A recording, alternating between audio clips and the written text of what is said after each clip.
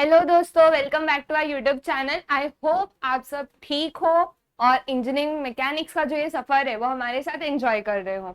तो इसी के साथ आप सबको पता है हम हमारे मॉड्यूल 2 की शुरुआत कर चुके हैं। हमारे 2 लेक्चर्स हो चुके हैं जिसमें हमने एटलीस्ट 25% कवर किया ये चैप्टर का। तो अगर आपने वो वीडियोस नहीं देखे तो प्लीज चेक कीजिए वो वीडियोस, और साथ ही साथ अपने दोस्तों को भी शेयर कीजिए ताकि बहुत सारे लोगों को ये वीडियोस से फायदा हो सके और हमसे वो रूबरू हो सके। ठीक है, तो चलिए इसी के साथ हम रिवाइज कर लेते हैं। हमने पिछले लेक्चर्स में क्या पढ़ा था? हमने पिछले लेक्चर्स में डेफिनेशन देखे इक्विलिब्रियम के, सपोर्ट्स देखे, कितने टाइप ऑफ सपोर्ट्स होते हैं, उनके रिएक्शन किस तरह लगते हैं, लोड्स देखा, different type, point load, uniformly distributed load, uniformly varying load, varying load, trapezoidal load, है ना। एंड इसी की तरह हमने 2 न्यूमेरिकल्स देखे थे बीम पर, और उसी के साथ मैंने आपको एक होमवर्क दिया था। तो टेंशन मत लीजिए दोस्तों, वो होमवर्क भी हम यहाँ सॉल्व करने वाले। तो होमवर्क सॉल्व करने से पहले हम कुछ स्टेप्स जो हम अपने दिमाग में बिठा के रखते हैं वो देख लेते हैं। क्या है दोस्तों कि सबसे पहला स्टेप जो न्यूमेरिकल को देख के होता है दैट इज ऑलवेज आइडेंटिफिकेशन। ये तो अपने मेजर स्टेप है। उसके पहले कौन से आते हैं दोस्तों? आइडेंटिफिकेशन। किस चीज का आइडेंटिफिकेशन दोस्तों? हमारे लोड्स और सपोर्ट्स का। ठीक है, देन क्या होता है दोस्तों? रिजॉल्विंग। हम रिजॉल्व करते हैं, है ना। और ये दोनों होने के बाद हम हमारे इस स्टेप पे जाते हैं। ठीक है, तो ये 2 स्टेप करने के बाद रिजॉल्विंग उसी तरह करना है जैसे हमने पहले के लेक्चर्स मॉड्यूल 1 में देखा था, हमारे फोर्सेस इन कोप्लेनर फोर्सेस। इसी तरह हम अभी ये वाले मॉड्यूल में ये देखेंगे कि इधर न्यूमेरिकल सॉल्व करके हमें क्या मिलता है। हमें मिलता है रिएक्शन, हमें मिलता है अननोन फोर्स, और हमें मिलता है डिस्टेंस। तो अभी तक हमने रिएक्शन और अननोन फोर्स कैलकुलेट करना ये देख लिया, डिस्टेंस वाला भी है वो आगे देखेंगे हम। ओके, तो चलिए शुरू करते हैं हमारे नेक्स्ट टू नेक्स्ट स्टेप्स के साथ। तो दूसरे पड़ाव पे हम पहले होमवर्क सॉल्व करेंगे कि ये जो होमवर्क का क्वेश्चन था वो किस तरह सॉल्व करना था। तो क्वेश्चन क्या कह रहा है कि जो बीम ए बी है उसके 3 मीटर पर दोनों को लटकाया गया है, on the both the sides is loaded as shown in the figure. मतलब यहां से उसको लटकाया गया है एंड यहां से उसको लटकाया गया, मतलब वो धागे उसको रिएक्शन देंगे, राइट दोस्तों। तो वो रिएक्शन फोर्सेस हमें कैलकुलेट करने हैं, ये दोनों रिएक्शन फोर्सेस। तो चलिए कैलकुलेट करें। तो सबसे पहले आपका स्टेप क्या होने वाला है दोस्तों? आइडेंटिफिकेशन। आइडेंटिफिकेशन किसका करने वाले हम लोग? हमारे सपोर्ट्स, लोड्स, वो सब का। तो हमारे पास यहाँ क्या क्या है सबसे पहले देख लेते हैं। कोई सपोर्ट है, हिंज सपोर्ट या रोलर सपोर्ट? नो। फिर लोड है? हाँ लोड है। कौन सा लोड है हमारे पास? यूडीएल है, यूनिफॉर्मली डिस्ट्रीब्यूटेड लोड। और यहाँ भी हमारे पास क्या है दोस्तों? Uniformly distributed load. ये यूडीएल है यहाँ भी, और ये यहाँ भी हमारे पास यूडीएल है। तो चलिए फटाफट इसका एफबीडी बना देते हैं हम। तो एफबीडी किस तरह आने वाला है दोस्तों? सबसे पहले हमारा बीम रहेगा, ठीक है। देन 1 किलो न्यूटन का फोर्स यहां लगेगा। देन आर ए कुछ यहां है, देन आर बी कुछ इधर है, एंड इसके यहाँ एक 3 किलो न्यूटन। तो मैंने सारे जो भी पॉइंट लोड है ना दोस्तों, पॉइंट लोड वो यहाँ पे दिखा दिए, सारे पॉइंट लोड। अब मैं क्या करूंगी? अब हमें यूडीएल का एफबीडी बनाना है। यूडीएल का एफबीडी कैसे बनता है दोस्तों? जो भी हमारे पास फोर्स दिया हुआ है, जो भी हमारे पास फोर्स दिया हुआ है वो कौन से यूनिट में है? किलो न्यूटन पर मीटर। इसका मतलब क्या है कि हर एक मीटर पे, एक मिनट दोस्तों, सॉरी, हर एक मीटर पे कितना? 2 किलो न्यूटन वाला लोड लग रहा है। तो उसको रिजोल्व कैसे करते हैं दोस्तों? हमें पता है यूडीएल का रिजोल्यूशन किस तरह आता है। अगर ऐसा मेरा लोड है, इस पे डब्ल्यू करके कोई फोर्स एक्ट कर रहा है एट डिस्टेंस एल, तो इसका एफबीडी कैसे हो जाएगा दोस्तों? एट L/2 डिस्टेंस हमें W इंटू एल फोर्स लगाना पड़ेगा। तो यहाँ पे W कितना है दोस्तों? 2 है, तो इधर कितना हो जाएगा? 2 इंटू 2, है ना। मैं येलो कलर से लिख देती हूँ आपको पता चले। 2 into 2 that is equal to 4 kilo newton, ठीक है। और डिस्टेंस कितना रहेगा उसका? 2 का हाफ, 2 का हाफ मतलब 1। मतलब ये यहाँ से यहाँ 1 रहेगा, यहाँ से यहाँ ये 1 रहेगा, ठीक है। और ये 1 तो आपको दिया ही हुआ है, ठीक है दोस्तों। अभी ये वाला जिस तरह डिस्ट्रीब्यूट किया वैसे इस तरह इसको भी कर देते हैं हम, 2 into 1 that is equal to 2 kilo newton, ठीक है। आपको ये 2 into 1 लिख के दिखाने की जरूरत नहीं है दोस्तों, अगर आप लिख देते हैं तो भी कोई प्रॉब्लम नहीं है, एवरीथिंग इज ओके, ठीक है। तो हमारा आइडेंटिफिकेशन वाला भी स्टेप हो गया। कौन कौन से स्टेप कर लिया हमने? आइडेंटिफिकेशन कर लिया, रिजॉल्विंग कर लिया। अब क्या करेंगे? Step, main step, summation of moment is equal to 0, but उसके पहले हमें कुछ सेंटेंसेस लिखना पड़ता है, राइट? तो चलो सेंटेंसेस लिखें। वो सेंटेंसेस क्या होने वाले दोस्तों? सबसे पहले हमें मेंशन करना है कि द बीम, नाम लिख दें जो भी इसका नाम दिया हुआ था, यहाँ पे बी है, एक मिनट, ये डी है। The beam C D has 2 reaction forces. कौन कौन से रिएक्शन फोर्सेस है जो इस पे लग रहे? R A and R B, R A and R B. फिर ये लिखने के बाद हमारा next statement, applying conditions of equilibrium, क्योंकि दोस्तों जो भी ये आपको लिखा था दैट इज COE, ये कंडीशन ऑफ इक्विलिब्रियम है ना ये दोनों, तो वही यहाँ पे अप्लाई करना है हमें। अप्लाइंग कंडीशन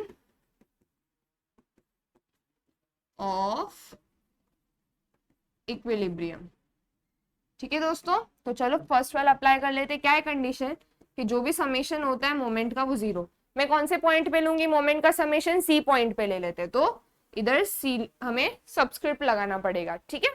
तो summation of moment at C is equal to 0। फटाफट डेटा लिख ले फिर। अब कौन सा डेटा? मतलब फोर्सेस। तो सबसे पहले सी पर 1 किलो न्यूटन, इसको कंसिडर करेंगे? नहीं। फिर किसको कंसिडर करेंगे हम? आर ए को। आर ए कितने डिस्टेंस पर है? आर ए परपेंडिकुलर है बट कितने डिस्टेंस पर है? 1.5। तो आर ए इंटू 1.5। और साइन कन्वेंशन क्या लेना है दोस्तों? इस तरह, that is anti clockwise is positive, ठीक है। देन कमिंग टू हमारा 4 किलो न्यूटन। 4 किलो न्यूटन कितने डिस्टेंस पे है? 2.5, लेकिन वो क्लॉकवाइज है। फिर 3 पे जाते, 3 भी क्लॉकवाइज है। कितना है डिस्टेंस? 1 2 3, 3.5। देन 2 पे जाते हैं, और सॉरी आरबी है ना यहाँ पे, उसको भी पहले ले लेते हैं, बट वो एंटी क्लॉकवाइज है तो पॉजिटिव। कितना डिस्टेंस है? 1 2 3 4.5। फिर 2 किलो न्यूटन, इसका कितना डिस्टेंस है दोस्तों? अब ये 2 किलो न्यूटन का हमने यहाँ पे लेंथ रिजॉल्व नहीं किया, तो ये 1 का हाफ हो जाएगा ना, 0.5 और 0.5। हमने वो यूडीएल देखा ना, W इंटू एल होता है और हाफ हाफ करना पड़ता है। तो ये 2 किलो न्यूटन 1 मीटर पे अप्लाई हो रहा था, इसलिए उसका हाफ हाफ हो गया। ओके, नाउ ये हो गया, एंड 2 इंटू 1 2 3 4, 4.5, 0.5 यानी कि 5 विच इज इक्वल टू 0। अब बच्चों यहाँ पे एक गड़बड़ होती है जो मेरे साथ हुआ करती थी, कि जब मैं ये एडिशन करती थी ना, तब इसमें से 0.5 को अरे ये तो ऐसा है तो अपने मन से कर लेती थी। बट प्लीज अगर आपके पास कैलकुलेटर है तो 1 सेकंड निकाल लो और उसमें सॉल्व करके देख लो। आप ये सोचोगे ना कि हाँ ठीक है मेरे को आ गया, बट कभी कभी ऐसा होता है कि आप जो सॉल्व कर रहे हो ना उसमें भी गड़बड़ कर सकते हो। इससे बेस्ट कैलसी उठाओ, 1 मिनट और लग रहा है ठीक है, एटलीस्ट कैलकुलेशन तो बराबर होगा आगे। इसके लिए आप कभी भी अपने कैलसी में सारी वैल्यूज डाल के सॉल्व करिए, ठीक है। तो इधर सॉल्व करने के बाद आपको कितना आता है दोस्तों? ये तो 1.5 आर ए हो जाएगा, ये और ये एक साथ कंबाइन करके कितना हो जाएगा दोस्तों? 30.5। इसको उस साइड डायरेक्ट लिख दूं, नेक्स्ट स्टेप में लिख दूं आप सबके लिए। और ये 4.5 आर बी, ठीक है। इसको उस साइड लिखते हैं हम, तो कितना हो जाएगा? 1.5 R A plus 4.5 R B. फिर से मुझे 2 अननोन मिला। इससे मुझे क्या समझता है दोस्तों कि अगर मेरे पास 2 अननोन है देन हमें एक और इक्वेशन मिलेगा आगे, है ना। तो इसको इक्वेशन नंबर 1 डाल के छोड़ दो, ठीक है। तो आपको इक्वेशन 1 मिल चुका है, एंड देन हम क्या करेंगे अभी दोस्तों? हमारा नेक्स्ट स्टेप, अब हमारा नेक्स्ट स्टेप क्या होगा, हमें पता है कि समेशन ऑफ मोमेंट निकालने के बाद हमें फोर्सेस का समेशन लेना होता है, एडिशन करना होता है। अब यहाँ पे ध्यान से देखिए, जो आपका ये फ्री बॉडी डायग्राम है, उधर कैसे फोर्सेस लग रहे हैं दोस्तों, एग्जैक्टली पैरेलल फोर्सेस है, कोई भी फोर्सेस एक्स डायरेक्शन में नहीं दिख रहा है ना, तो हम डायरेक्टली कौन सा ले लेंगे दोस्तों, since summation of F x तो कुछ नहीं है हमारे पास, जीरो, ठीक है, अभी समेशन ऑफ एफ वाई ले लेते हैं, वो भी इक्वल टू जीरो है, बट साइन कन्वेंशन दे दो, जो भी ऊपर की तरफ वो पॉजिटिव। अब फटाफट सारे वैल्यू, जो हमारा 1 था वो नीचे की तरफ था तो -1,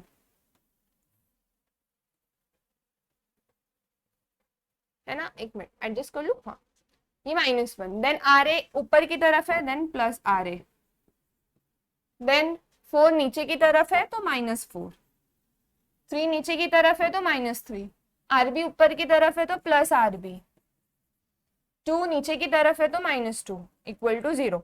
देखो यहाँ पे भी आर ए अननोन है प्लस आरबी अननोन है, बाकी सब जो भी नोन है उसको ऐड करके कैलसी उठाओ, फटाफट फटाफट कैलसी उठाओ, एंड -1 -4 -3 -2 कितना है, -10, इस साइड है तो -10 है, उस साइड जाएगा तो वो +10 हो जाएगा, ठीक है। तो ये रहा आपका इक्वेशन नंबर 2। अब आप इसको किस तरह सॉल्व करोगे दोस्तों, जब आपको दो इक्वेशन मिल जाते हैं मैकेनिक्स में, साइमल्टेनियस इक्वेशन, राइट। फटाफट कैलसी ले लो, अपनी कैलसी ओपन करो एंड देन उसमें साइमल्टेनियस इक्वेशन में जाओ, मेन्यू सेटअप पे क्लिक करो, ए पे क्लिक करो, साइमल्टेनियस इक्वेशन जहां पे आपके पास दो अननोन है। अब आप एक्स किसको लोगे दोस्तों, यहाँ पे एक्स कंसिडर कर लेते हैं हम आर ए को, और y कंसिडर कर लेते हैं हम आर बी को, ठीक है। तो चलो फटाफट कैलसी में पुट कर दे वैल्यू, सबसे पहले था 1.5, फिर उस साइड जाना है, देन था 4.5, देन उस साइड था 30.5, है ना, देन नीचे क्या था 1, उसमें भी 1 था, एंड इधर क्या था 10। तो आप सब रेडी हो आपके x और y के वैल्यू के लिए, जो भी आपने कैलकुलेट किया था। चलो देखते हैं किसका किसका करेक्ट आया। देन इक्वल टू, तो फर्स्ट आंसर जो है आर ए का, दैट इज 4.83333। आर ए कितना है दोस्तों, 4.83333। तो इसको ऐसे लिखने के बजाय सिर्फ आप 2 पॉइंट डाल के लिख दो, 4.83 किलो न्यूटन, ओके।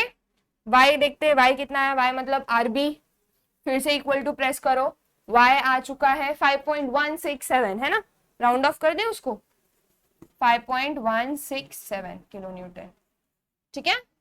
आई होप आप सबको ये दो वैल्यूज मिल गए हो, एंड ये न्यूमेरिकल खुद से सॉल्व करने में काफी मजा आता है, ठीक है। तो चलो और एक अपना नेक्स्ट टाइप की शुरुआत करते हैं। जो हमारा नेक्स्ट टाइप है that is lamp hanging on the ceiling.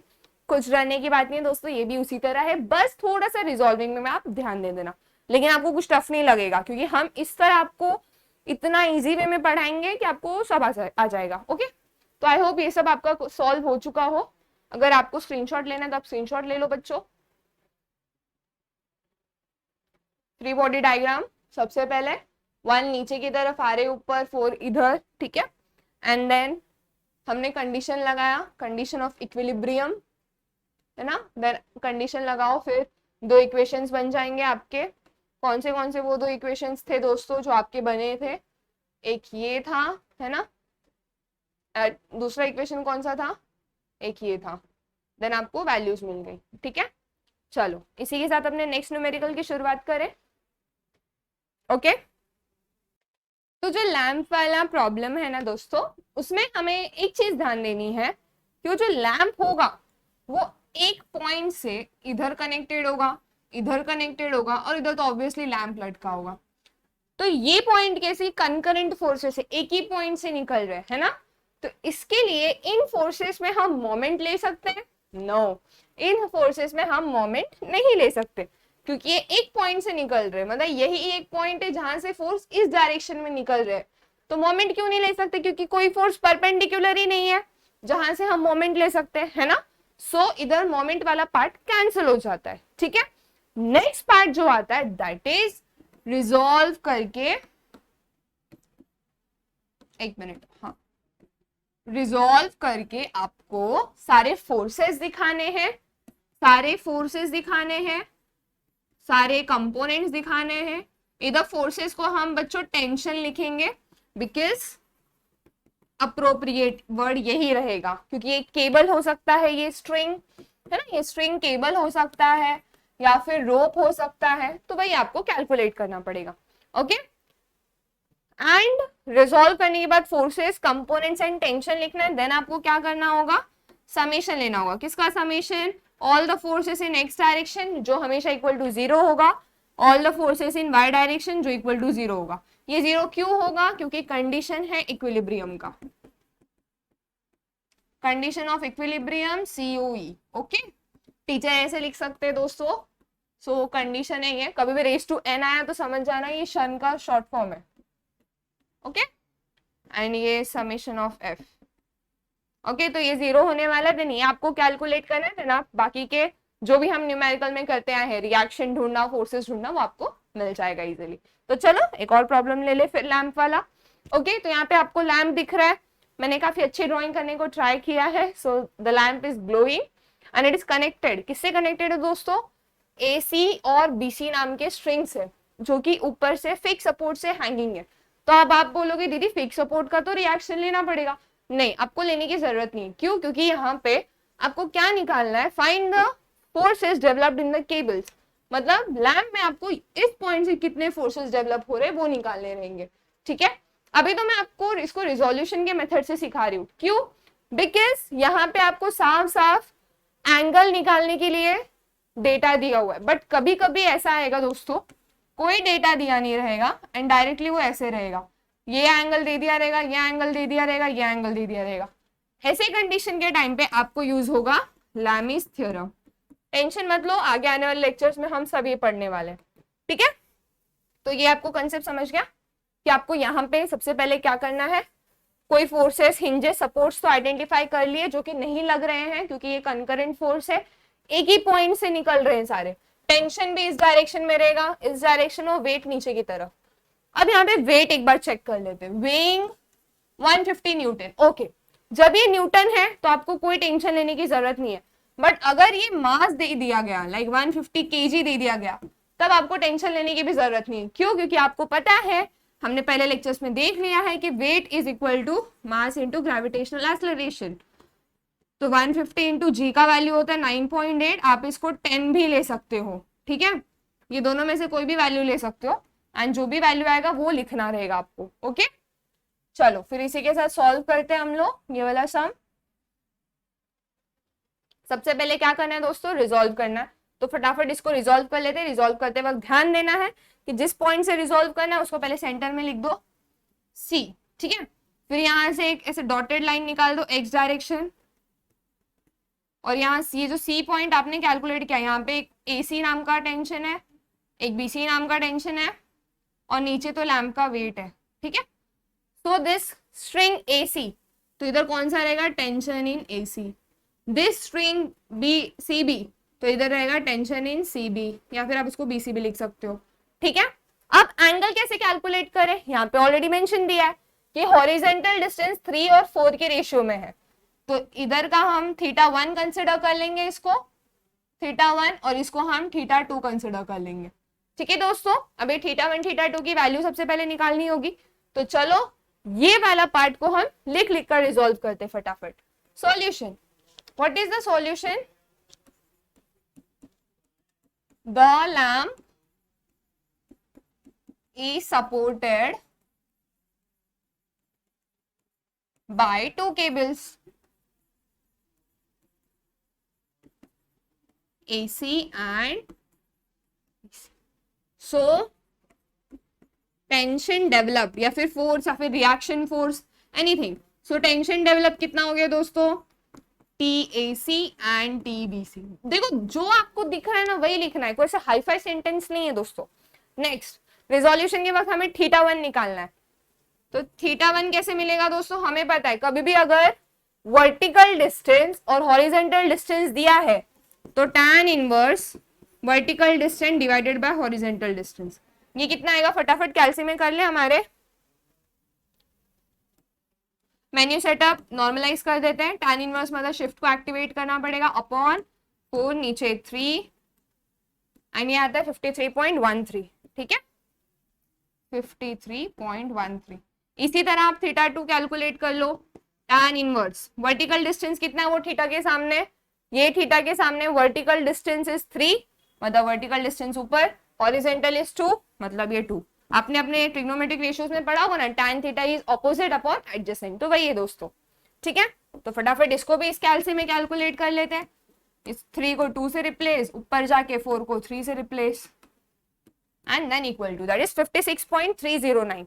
अब दोस्तों मेरा एक पर्सनल सजेशन है, पॉइंट के बाद एटलीस्ट 3 डिजिट्स रखो, पॉइंट के बाद एटलीस्ट 3 डिजिट्स रखो, ताकि आपको कैलकुलेशन में गड़बड़ ना हो और आपको जो आंसर है ना वो अप्रोक्स उसी आंसर के पास आएगा जो आंसर की टीचर के पास होती है, क्योंकि पॉइंट के बाद आपको 3 डिजिट्स रखने हैं, ठीक है। तो ये हो गया आपका स्टेप्स, ओके थीटा 1 मिल गया, कितना मिला आपको दोस्तों थीटा 1, 53.13, तो दिस इज 53.13। तो मैं इसको अभी कंपोनेंट्स में रिजॉल्व कर दूं। टीएसी एंगल पर है तो मुझे उसका वर्टिकल कंपोनेंट चाहिए एंड मुझे उसका हॉरिजेंटल कंपोनेंट चाहिए, है ना। तो हॉरिजेंटल के साथ थीटा बन रहा है, तो ये हो जाएगा टीएसी कॉस एंगल कितना है 53.13, और ये क्या हो जाएगा इस डायरेक्शन में टीएसी साइन 53.13, ठीक है दोस्तों। अब इस डायरेक्शन में इधर कौन सा एंगल बन रहा है आपका 56.309, है ना। तो इसको यहाँ पे लिख दो, फिर इसका हॉरिजेंटल कंपोनेंट ले लो एंड इसका वर्टिकल कंपोनेंट ले लो। दोस्तों साथ में सॉल्व करते जाओ, इजी हो जाएगा आपको। 56.309, ठीक है। एंड ये वर्टिकल कंपोनेंट क्या हो जाएगा टीबीसी साइन 56.309। ओके आपने रिजॉल्व कर लिया, ये वेट है नीचे की तरफ, उसका वैल्यू हमें पता है दैट इज 150। तो हमारा रिजोल्यूशन वाला पार्ट भी डन हो चुका है दोस्तों, ठीक है। तो इसी की तरह हम हमारे आगे के न्यूमेरिकल सॉल्व करने जाते हैं, दैट इज हमारे नेक्स्ट स्टेप्स। और वो नेक्स्ट स्टेप क्या है दोस्तों, applying the condition of equilibrium, ठीक है।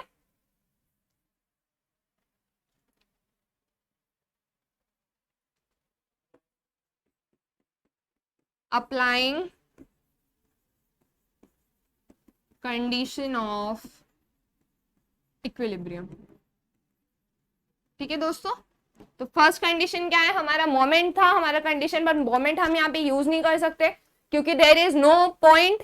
मोमेंट एक पॉइंट से स्पेसिफाई करना पड़ता है, कोई पॉइंट नहीं है तो अगर यहाँ पे पॉइंट आपको दिख रहा है बट कोई फोर्स उसको परपेंडिकुलर नहीं है, अगर ये पॉइंट सी से डायरेक्ट निकल रहा है तो हम मोमेंट कैसे ले पाएंगे। लेकिन अगर कहीं ऐसा होता सी पॉइंट है, उसको ऐसा कोई तो फोर्स होता जिसके पास ऐसा परपेंडिकुलर डिस्टेंस होता पॉइंट सी से, तो हम लेते। अभी ये वाला फोर्स का हम नहीं ले पाएंगे बट ये वाले फोर्स का ले सकते का, हाँ क्यों, क्योंकि इसके पास एक परपेंडिकुलर डिस्टेंस है, पॉइंट सी से इसके पास परपेंडिकुलर डिस्टेंस है, इसके पास नहीं, ये डायरेक्ट निकल रहा है, इसके लिए हम इसका मोमेंट नहीं ले सकते, इसका मोमेंट हम ले सकते। ओके आई होप ये कंफ्यूजन आपको क्लियर हो गया हो। इसके लिए यहाँ पे हम देख सकते हैं पॉइंट सी से तीनों फोर्स निकल रहे, मतलब कंकरेंट है, एक ही पॉइंट से निकल रहे हैं, राइट। तो हम लोग सिर्फ हमारे दूसरा स्टेप दैट इज दूसरा ये लगाएंगे, that is summation of forces is equal to 0। तो फटाफट हम अपने दो फोर्सेस का समेशन ले लेते हैं, that is summation of F x equal to 0 and summation of F y equal to 0, है ना। समेशन ऑफ एफ एक्स कितना होगा दोस्तों, डायरेक्शन दे देते हैं, जो भी इस डायरेक्शन में वो पॉजिटिव, जो भी ऊपर के डायरेक्शन में वो नेगेटिव, ठीक है। अभी इस डायरेक्शन में कौन कौन है, टी ए सी हमारा ये वाला है ना, हाँ सबको फिर उसको लिख लेते हैं हमारा T A C cos, cos कितना है दोस्तों 53.130, फिर टी बी सी इस साइड है मतलब minus T B C cos 56.309, और ये इक्वल टू क्या है दोस्तों, ये तो हमने लिख लिया यहाँ, ये इक्वल टू क्या है 0, तो ये भी यहाँ लिख लो, ठीक है दोस्तों। अब हमारा समेशन ऑफ एफ वाई निकालने का टाइम है, ठीक है। तो फटाफट समेशन ऑफ एफ वाई निकाल लेते हैं।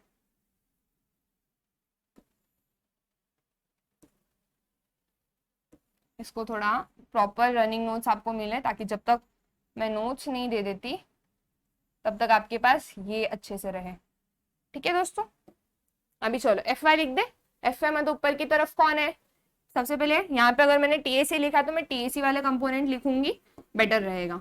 टीएसी एंगल इज 53.130, इस साइड साइन है तो प्लस दोनों, क्योंकि दोनों ऊपर की तरफ है, साइन 56.309 और नीचे की तरफ वेट है मतलब नेगेटिव आने वाला तो -150। ये हमने इस साइड का पूरा लिख दिया, ये हमारा डेटा लिख दिया। उस साइड क्या है, right hand side equal to 0। तो चलो इसको भी इक्वेशन के फॉर्म में कन्वर्ट कर देते हैं, प्लस टीबीसी साइन 56.309, उस साइड जाएगा तो ये हो जाएगा प्लस 150। ठीक है, चलो फटाफट ये दोनों इक्वेशन हम कैलसी में डालते हैं हमारे एंड कैलकुलेट करते हैं। तो उसके पहले हम डिनोट तो कर दें कि हमारा x और y क्या होने वाला है। तो यहाँ पे कौन कौन से टर्म्स अननोन है दोस्तों, देखो जरा, टीएसी अननोन है, टीबीसी अननोन है, यहाँ भी टीएसी अननोन है, यहाँ भी टीबीसी अननोन है। तो मैं x को टीएसी ले लूंगी, जो भी मेरा x का वैल्यू आएगा इक्वेशन सॉल्व करने के बाद, y को मैं टीबीसी ले लूंगी। ठीक है, अब ये जो वैल्यूज है कॉस कॉस साइन साइन, उनको कैलसी में डालते हैं। सबसे पहले क्या, menu setup, simultaneous equation, log a, unknown 1 2, दो अननोन है ना। चलो सबसे पहले हमें क्या डालना होगा, फर्स्ट इक्वेशन। फर्स्ट इक्वेशन क्या था दोस्तों, कॉस ऑफ 53.130। फिर उस साइड क्या था दोस्तों, minus cos of 56.309 and equal to क्या था दोस्तों, 0, तो इक्वल टू 0। ठीक है, अब नेक्स्ट इक्वेशन देख ले। चलो ये बराबर पुटिंग किया, यस। अभी ये वाला देखते हैं, साइन साइन 150। तो चलो इसकी भी पुटिंग कर लेते हैं।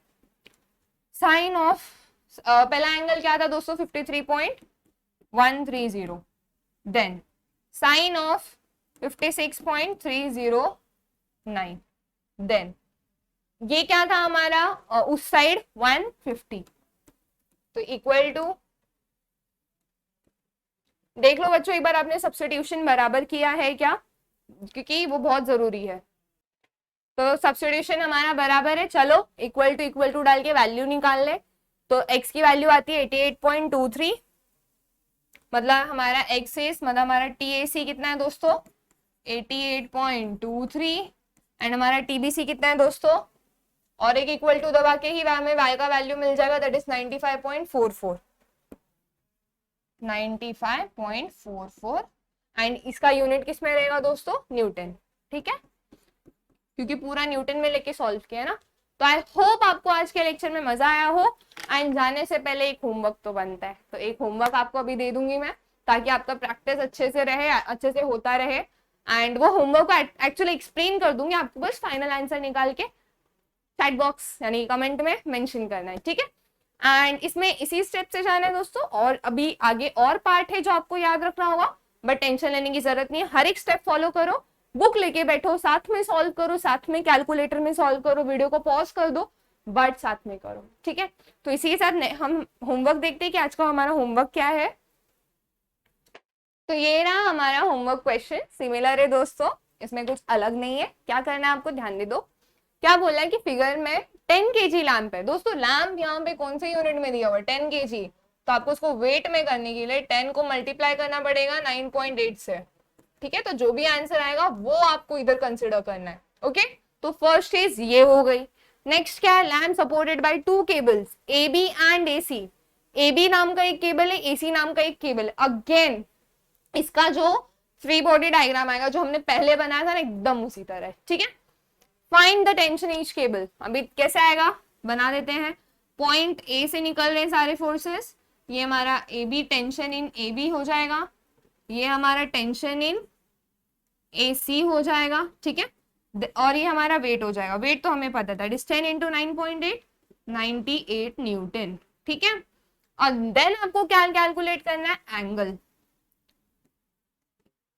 ये दोनों एंगल, इसको आप θ1 ले लो, जो इधर बनेगा एंगल θ1, इसको θ2 ले लो। नाउ θ1 कैसे कैलकुलेट करोगे दोस्तों, वर्टिकल डिस्टेंस कितना है, ये स्ट्रिंग के वर्टिकल डिस्टेंस, मतलब लैम्प से इसका वर्टिकल डिस्टेंस कितना है दोस्तों, यहाँ पे मैं दे देती हूँ। θ1 will be tan inverse of vertical distance, तो 0.75 आया, हॉरिजेंटल डिस्टेंस कितना है दोस्तों? हॉरिजेंटल मतलब जहां से पॉइंट शुरू हो रहा है, मतलब यहाँ से हॉरिजेंटल डिस्टेंस कितना है दोस्तों? 2, दैट इज 2.0 मीटर। ओके, तो ये वैल्यू सबको समझ में आई। θ1 कैसे मिलेगा? इसी तरह θ2 भी कैलकुलेट कर लीजिएगा, जिसमें वर्टिकल डिस्टेंस फिर से चेक करते हैं। θ2 वर्टिकल डिस्टेंस सेम, जितना इधर है ना डिस्टेंस, उतना ही डिस्टेंस यहाँ है। अगर यहाँ पे अलग से अगर डिस्टेंस अलग होता ना तो अलग से स्पेसिफिकेशन होता, बट यहाँ पर है नहीं, इसके लिए इसका वर्टिकल डिस्टेंस हम सेम कंसिडर करेंगे, that is 0.75 divided by horizontal distance is 1.5। ठीक है, तो आपको θ1 θ2 मिलेगा। फिर इसको रिजॉल्व कर दीजिए, हमने जैसे रिजॉल्व किया था दोनों को, है ना। देन इसको भी रिजॉल्व कर दो एंड देन आप समेशन ऑफ fx ले लो, fy ले लो, एंड आपको क्या कैलकुलेट करना है? Tension in AB and tension in AC। चलो, इसी के साथ आज का लेक्चर हम इधर खत्म करते हैं। आई होप आप सबको बहुत मजा आया हो, आईने न्यूमेरिकल सॉल्व करने में काफी इंटरेस्टिंग लगा हो। ठीक है, तो thank you so much for watching. Please अपने दोस्तों के साथ शेयर कीजिए एंड इसी तरह बने रहिए, ताकि इससे भी इंटरेस्टिंग चीजें हम आपको बता सकें। तो आज से मैंने सोचा कि आपको कहीं ना कहीं कुछ कुछ चीजें ऐसी बताओ जो मैंने खुद से सीखी थी एंड वो बहुत इंपॉर्टेंट थी। तो एक चीज है जो मैं आपको रोज एक एक लेक्चर्स में बताऊंगी। तो आज जो पहली चीज है ना, वो है एरो बनाना। दोस्तों, जो इंजीनियरिंग मैकेनिक्स है उसमें आपको एक सब्जेक्ट आएगा उसका advance, that is engineering graphics. उसमें आपको एरो किस तरह बनाना है जानते हो दोस्तों? आपको ऐसी लाइन बनानी है, देन एरो हम ऐसे बनाते हैं, ठीक है, बट इधर ऐसा एरो नहीं चाहिए, एरो इधर ऐसा चाहिए। ये रहेगा, अगर लाइन 1 mm की रहेगी तो ये 3 mm तक डिस्टेंस होना चाहिए एंड इसको ऐसे कलर करना है दोस्तों। ठीक है, तो आप कभी भी एरो बना तो ये याद रखना, अगर ये 3 है तो ये 1, मतलब 3:1 का रेशियो होना चाहिए।